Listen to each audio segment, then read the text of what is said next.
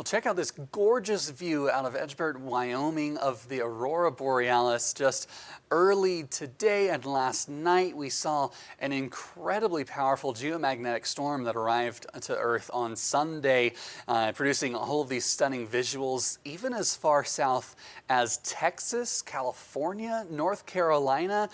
We have a space scientist with the Space Weather Prediction Center with us right now, Dr. Mark Miesch, and thank you so much for joining us today, Dr. Miesch.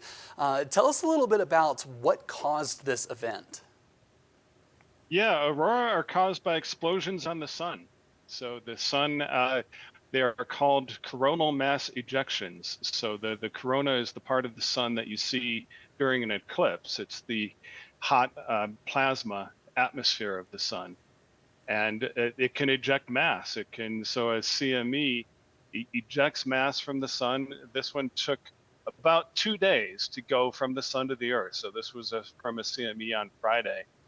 And getting from the sun to the Earth in 2 days isn't easy. It had to move at about almost 2 million miles per hour.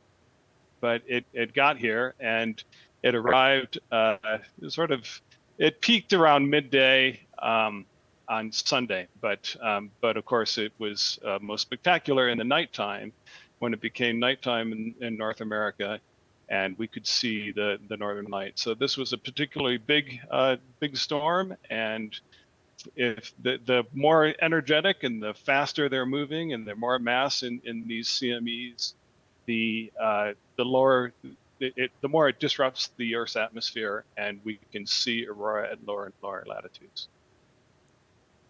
And of course, it produces all of these very stunning visuals. What is it that makes the aurora happen whenever we have these coronal mass ejections? Yeah, so this plasma, as I said, it's basically hot gas that's brimming with electricity and magnetism. And when it hits the Earth's magnetic field, so the Earth has a bubble around it, a magnetic bubble around it, and these CMEs come and squeeze and disrupt that magnetic bubble. And when that happens, it causes particles, mostly electrons and protons, to come raining down into the Earth's atmosphere. And the magnetic field of the Earth directs these particles to the northern and southern poles. But again, with particularly big storms like this, then that area of disruption near the polar caps can move to lower and lower latitudes.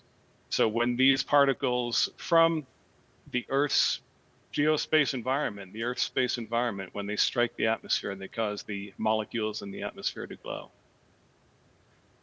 And so with the sun right now, we're heading towards something called solar maximum. Can you describe a little bit about what that is and what that will do to the aurora? Yeah, so the sun goes through a cycle. It goes through a pattern of activity it increases in activity about every 11 years. And we are entering solar maximum. So we expect the magnetic activity to peak in the sun in 2024. And this peak corresponds to more magnetic storms. So more aurora, more other types of storms like solar flares are sort of flashes of light on the sun, energetic releases of X-rays on the sun. So these types of solar storms will become more frequent in the couple of years to come.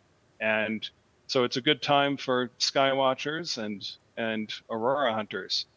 So if you're going to plan to go to high latitudes and see aurora, the next few years are a good time to do it. Certainly. Now, the other side of this is there are some negative impacts to satellites, to the power grid. Can you tell us a little bit about what we can sometimes expect with that?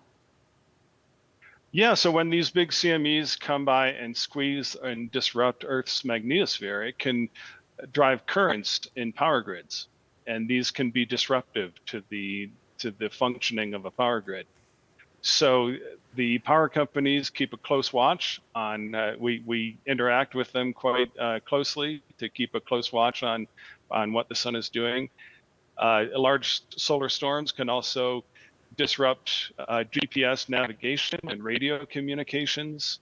And they can cause problems for satellites. They can cause heating of the upper atmosphere, which causes drag on satellites and disrupts the navigation of satellites.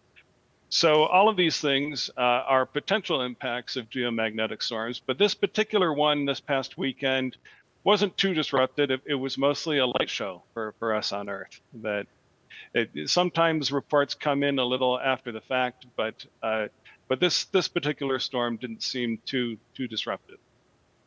Well, Dr. Miesch, thank you so much for joining us today, and thank you for all of that information. I hope to have a lot more good light shows over the next several years.